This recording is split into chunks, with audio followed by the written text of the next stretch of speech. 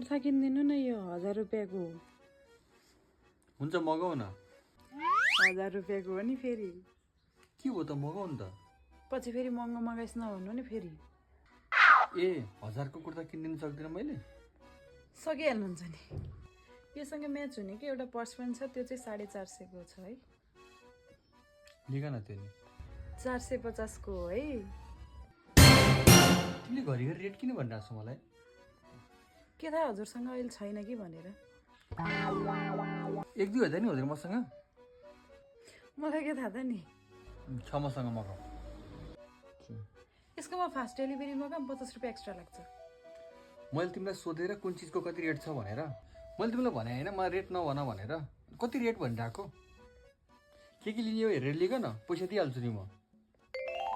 लिन त मलाई एउटा हिल पनि थियो फेरि, त्यो चाहिँ फेरि 800 को हो। तँलाई म भिखारी लाग्छ कि? तँलाई के लाग्छ मसँग 2-4 हजार नि छैन? अब जे लिनु छ लिए है, मलाई रेट भन्ने काम नगर। अब जे लिनु छ लिग। तिमीलाई जे लिनु मन लाग्छ लिग, फेरि पछि आएर त यसको यति भन्ने काम चाहिँ नगर है। त्यसो भए यो सबैको जम्मा जम्मी 2250 अनि 50 रुपियाँ चाहिँ फास्ट डेलिभरीको।